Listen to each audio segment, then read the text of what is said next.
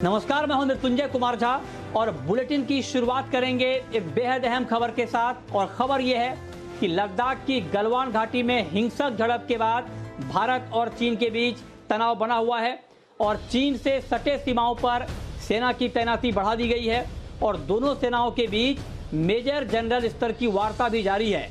इस बीच चीन को आर्थिक मोर्चे पर भी घेरने की बड़ी तैयारी शुरू हो गई है। आपको बता दें कि सरकार ने एक बड़ा फैसला लिया है। रेलवे उपक्रम dedicated freight corridor corporation limited ने चीन फर्म के साथ चल रहे कॉन्ट्रैक्ट को रद्द कर दिया है। जी हां, कैंसिल कर दिया है। कानपुर दीनदयाल उपाध्याय रेलवे स्टेशन के लिए चीनी कंपनी के साथ 471 करोड़ रुपए का कॉन्ट्रैक्ट था। इसके अलावा टेलीकॉम कंपनियां चीनी इक्विपमेंट्स पर निर्भरता भी कम कर सकती हैं। देश में भी चीनी सामान के बहिष्कार को लेकर के लोगों में आक्रोश काफी बढ़ गया है। केंद्रीय मंत्री की है कि चीनी व्यंजन बेचने वाले रेस्तरां पर भी पाबंदी लगाई जानी चाहिए और लोग उनका भी बहिष्कार करें। तो आर्थिक मोर्चे पर घेरने की बड़ी तैयारी।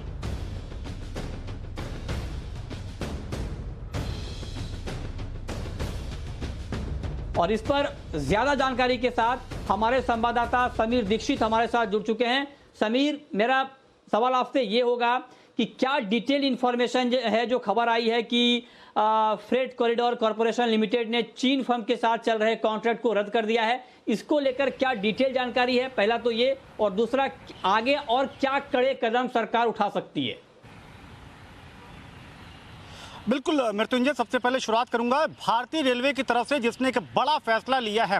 भारतीय रेलवे का एक उपक्रम है dedicated freight corridor corporation limited, और इस DFCCIL ने एक कॉन्ट्रैक्ट अवार्ड किया था चाइनीज फर्म को 4 साल पहले। और ये कानपुर से दीनदयाल उपाध्याय स्टेशन के बीच में जो डेडिकेटेड फ्रेट कॉरिडोर की लाइन बिछाई जा रही है, उसमें सिग्नलिंग और टेलीकॉम की जिम्मेदारी इस चाइनीज कंपनी को दी थी। लेकिन 4 साल का समय बीत जाने के बावजूद भी रेलवे ने बताया है कि कोई काम ठीक तरीके से नहीं हुआ, लापरवाही का आरोप लगाया है और जो जिम्मेदारी सौंपी गई था उस जिम्मेदारी को ठीक तरीके से पूरा नहीं किया। इस शिकायत के साथ में इस कॉन्ट्रैक्ट को रद्द करने का फैसला रेलवे ने किया है।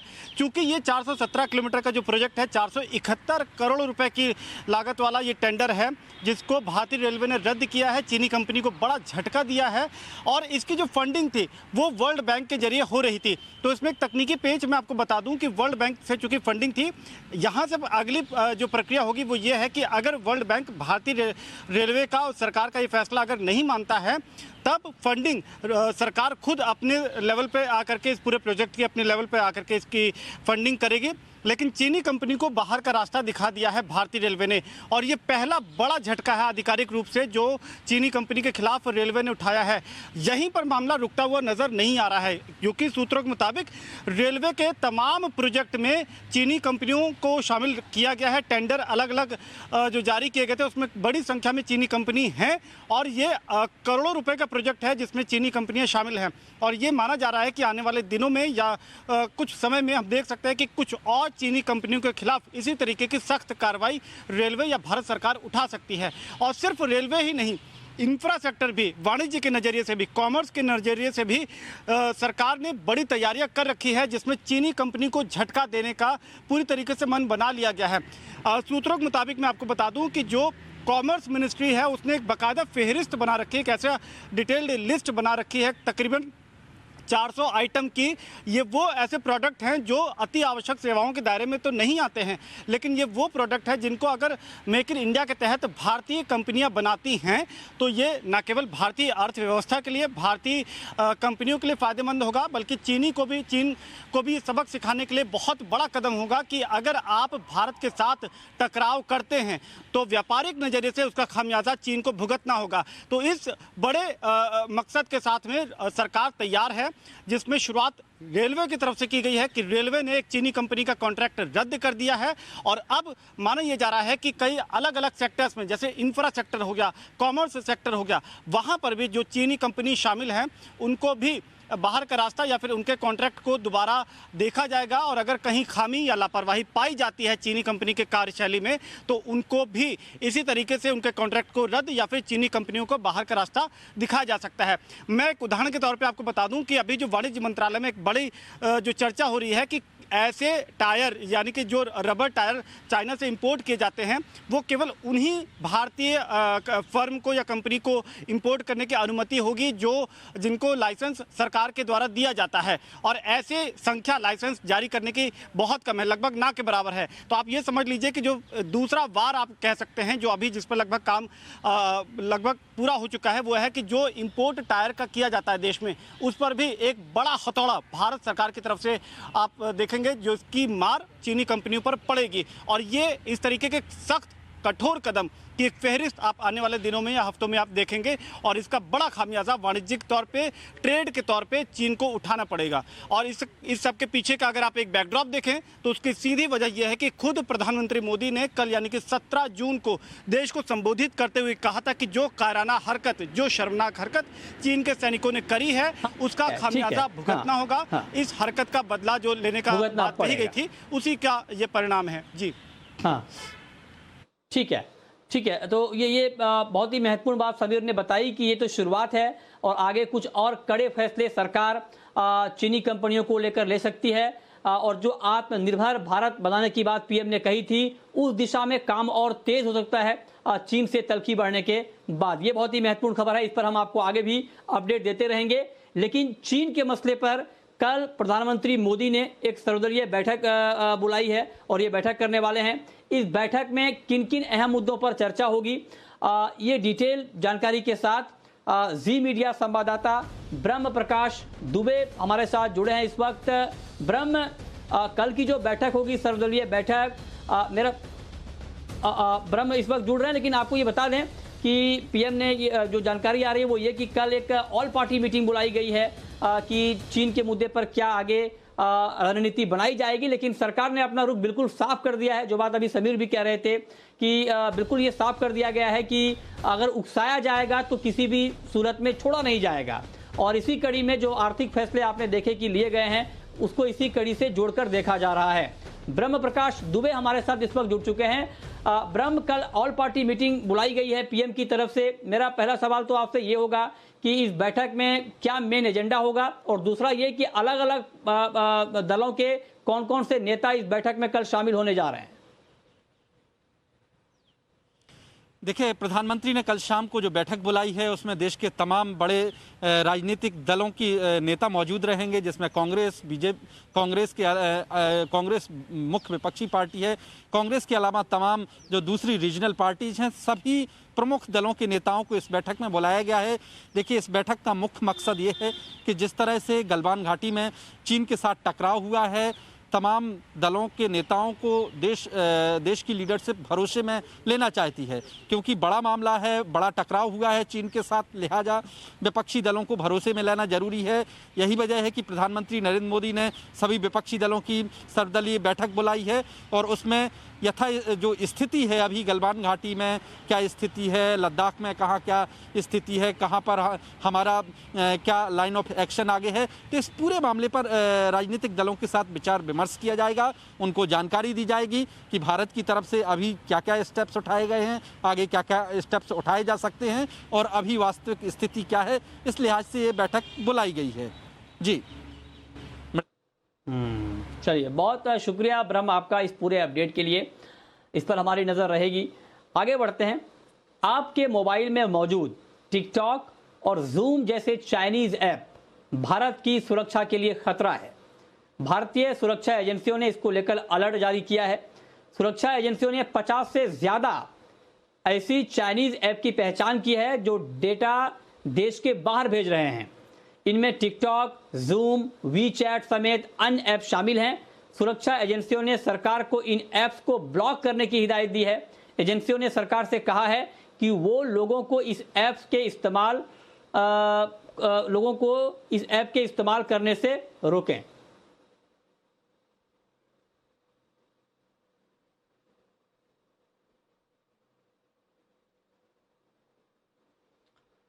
आगे बढ़ते हैं और लद्दाख की गलवान घाटी में चीन के सैनिकों के साथ हुई झड़प में शहीद हुए सैनिकों को आज अंतिम विदाई दी गई।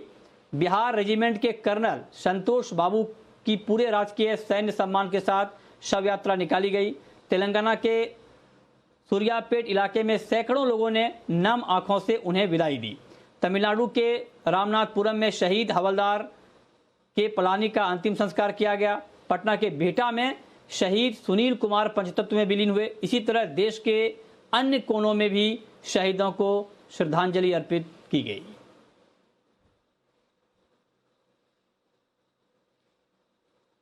और चलिए अब बात करते हैं कोरोना की। देश में पिछले 24 घंटे में कोरोना के 12,881 नए मामले सामने आए हैं। फिलहाल देश में कोरोना मरीजों का आंकड़ा 3,66,946 के स्तर पर पहुंच गया है। वहीं पिछले 24 घंटे में 334 लोगों की मौत हो गई है। इसके साथ ही देश में कोरोना से मरने वालों का आंकड़ा 12,237 हो गया है और कोरोना से अब तक 1,94,000 लोग ठीक भी हुए हैं, जबकि 1,60,000 लोगों का अब भी इलाज चल रहा है। कोरोना संकट के बीच सबसे बड़ी राहत की बात है कि देश में कोरोना मरीजों का रिकवरी रेट यानी ठीक होने का प्रतिशत करीब 53% है।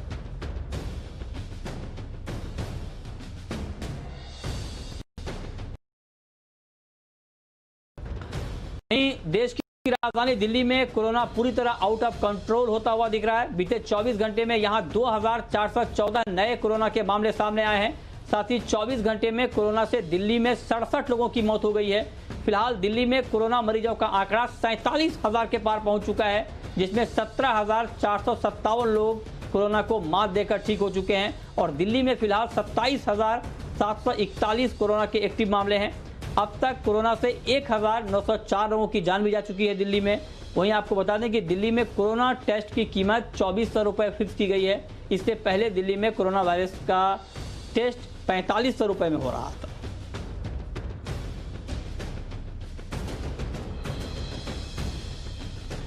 और इस खबर पर और जानकारी के साथ हमारे संवाददाता समीर दीक्षित हमारे साथ लगातार बने हुए हैं। समीर, दिल्ली में तो मामले लगातार बढ़ ही रहे हैं, आउट ऑफ कंट्रोल होता हुआ दिख रहा है मामला, लेकिन दूसरी तरफ एक अच्छी बात यह है कि जो टेस्ट की फीस है वो कम की गई है और इसे 4,500 से घटाकर 2,400 कर दिया गया है। इसको लेकर क्या इंफॉर्मेशन है और टेस्ट बढ़ाने को लेकर क्या रिपोर्ट है?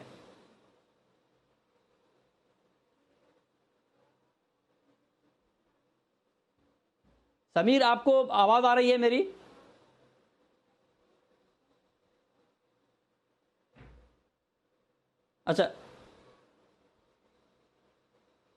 अच्छा, चलिए अब आपको सीधे ले चलते हैं। इस वक्त वित्त मंत्री बोल रही हैं, आपको सीधे लिए चलते हैं।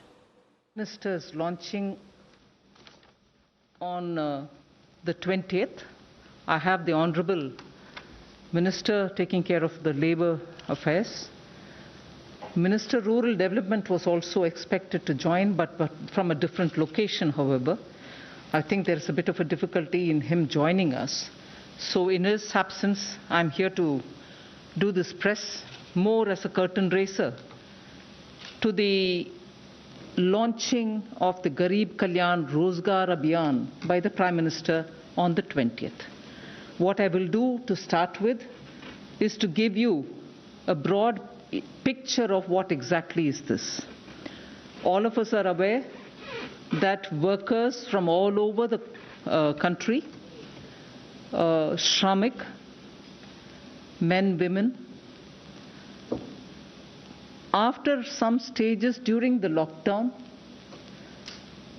wanted to go back to their villages, and both the state and central governments tried making a lot of arrangements, giving them trains, buses, and so on. So they have gone back.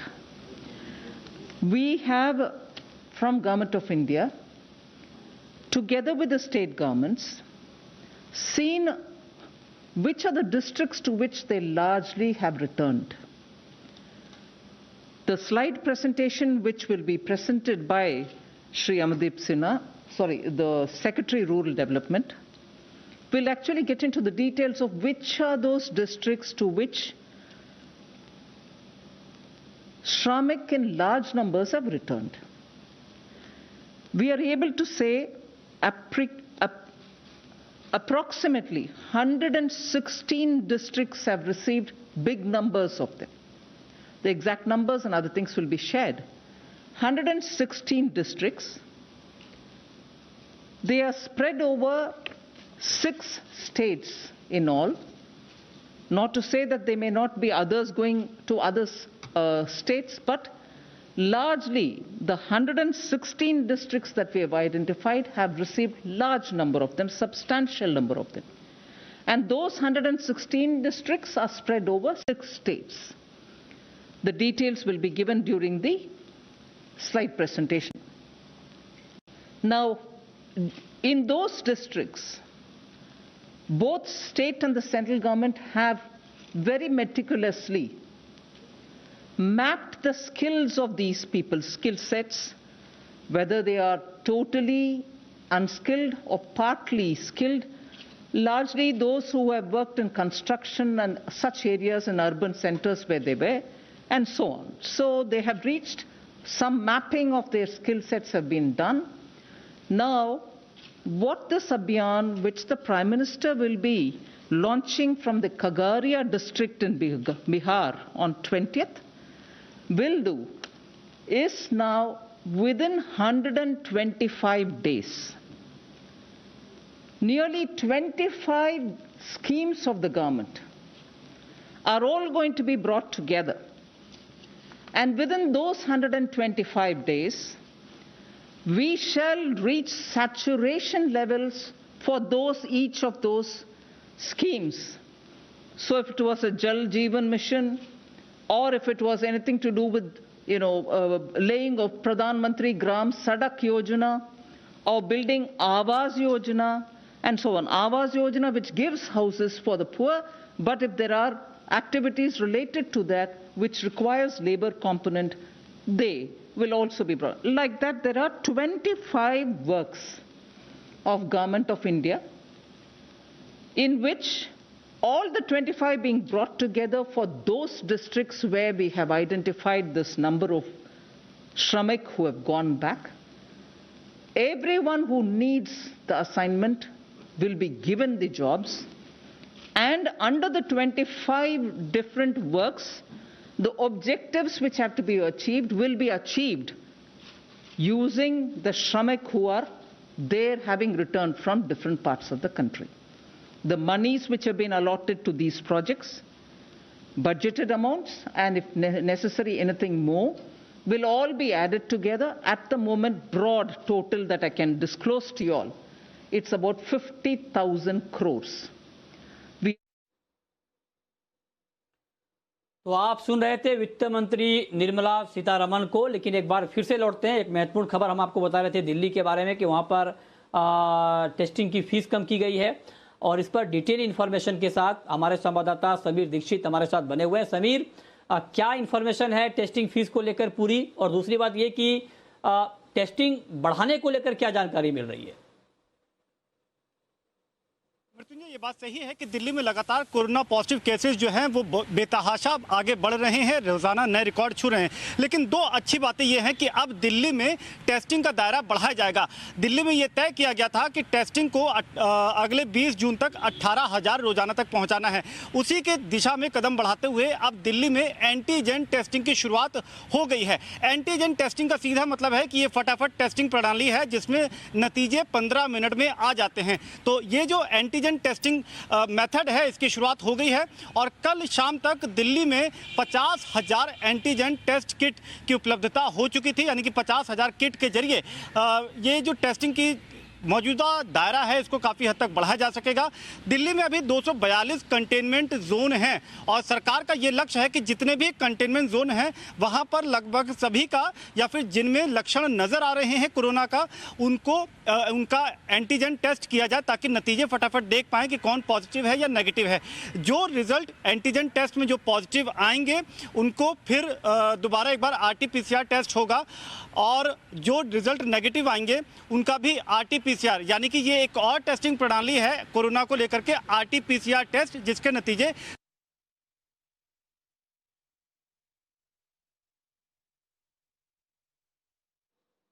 जी चलिए, बहुत शुक्रिया समीर आपका इस पूरे update के लिए। लेकिन आगे बढ़ते हैं, अब रुख करते हैं मुंबई का।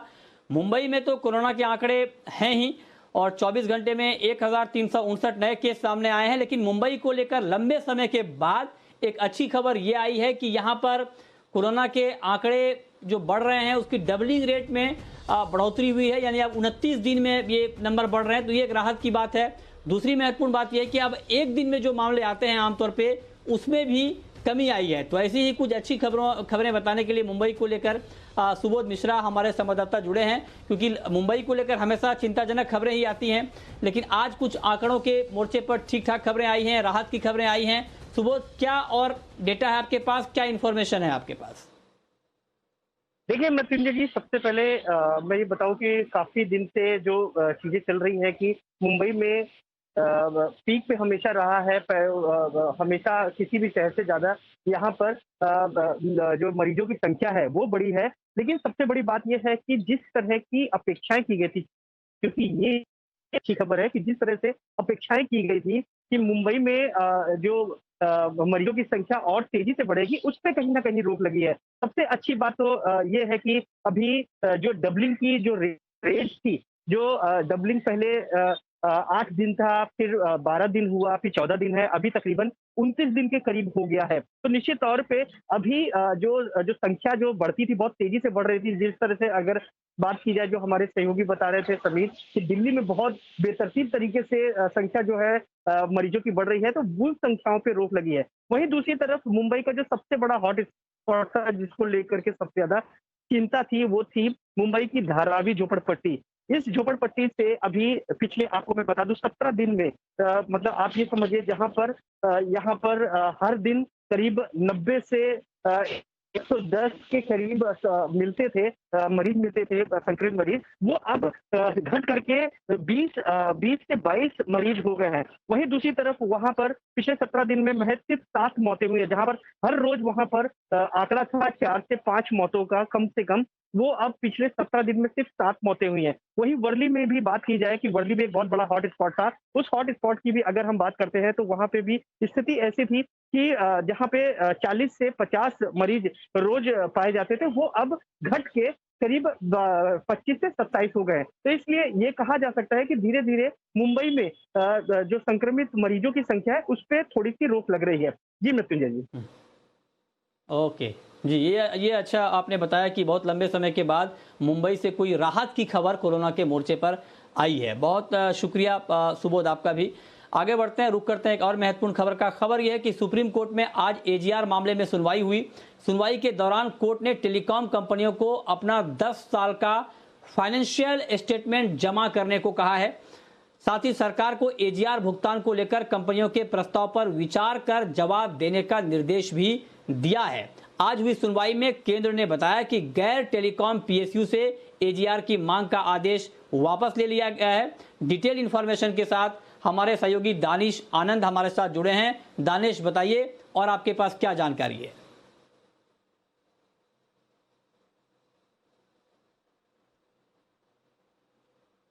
जी, दानिश हमारे साथ जुड़ रहे हैं, लेकिन आपको बता दें कि इसमें शामिल रकम 3.7 लाख करोड़ है। कोर्ट में एयरटेल और वोडाफोन आइडिया ने भी अपना पक्ष रखा है। इस मामले की अगली सुनवाई जुलाई के तीसरे हफ्ते में होगी। तो आज जो सुनवाई हुई उसको लेकर क्या डिटेल है, ये कुछ हम आपको अभी बता रहे हैं। और इसमें जो महत्वपूर्ण बात है कि जुलाई के तीसरे हफ्ते में इसके ऊपर फिर से सुनवाई होगी। दानिश आनंद हमारे संवाददाता जुड़ चुके हैं एक बार फिर से। दानिश, क्या और जानकारी है आपके पास? जी देखिए, आज की जो सुप्रीम कोर्ट की हियरिंग थी, उसमें सबसे बड़ी रिलीफ तो पीएसयूज को मिली है, क्योंकि डीओटी ने जो पीएसयूज के अगेंस्ट ऑर्डर था उसको विड्रॉ कर लिया है। और दूसरे हाथ पर टेलीकॉम कंपनीज ने साफ साफ सुप्रीम कोर्ट को आज ये इंफॉर्मेशन दी है कि बैंक गारंटीज देना पूरी इंडस्ट्री के लिए फीजिबल नहीं है, क्योंकि जो पक्ष एयरटेल और वोडाफोन आइडिया ने सुप्रीम कोर्ट के सामने आज रखा, उन्होंने कोर्ट को इन्फॉर्म करा कि ऑलरेडी 10,000 करोड़ के ऊपर सुप्रीम डीओटी के पास ऑलरेडी बैंक गारंटीज हैं, तो वो उसके बारे में भी उसको भी जरा कंसिडर करें। लेकिन इसके अलावा अगर सबसे बड़ी बात वोडाफोन आइडिया को लेकर है, वोडाफोन आइडिया ने सुप्रीम कोर्ट को इन्फॉर्म करा है कि हम और एक्स्ट्रा बैंक गारंटीज बिल्कुल नहीं कोर्ट को दे सकते, और हम लोग ये चाहते हैं कि हमें कुछ और समय मिले। तो वोडाफोन आइडिया 2 हफ्ते में सुप्रीम कोर्ट को एक और रिप्लाई जल्दी सबमिट करेगी। और वोडाफोन आइडिया ने आज साफ साफ सुप्रीम कोर्ट को बोला है कि आगे जाने के बाद अगर सुप्रीम कोर्ट उनके प्रस्ताव को, डीओटी उनके प्रस्ताव को स्वीकार करता है, तो वो पे एंड अर्न उसके अकॉर्डिंग वो उनको पैसा देंगे। जैसे जिस हिसाब से वोडाफोन आइडिया अपनी अर्निंग करेगा उस हिसाब से वो एजीआर के पैसे वापस सरकार को चुकाएंगे। और सुप्रीम कोर्ट ने टेलीकॉम कंपनीज को आज ये आदेश दिया है कि जब भी एक टाइमलाइन फिक्स होती है नेक्स्ट हियरिंग के पहले, जब टाइमलाइन जब सबमिट हो जाएगी तो सरकार को उनको एक कुछ ना कुछ अपफ्रंट पेमेंट करनी होगी।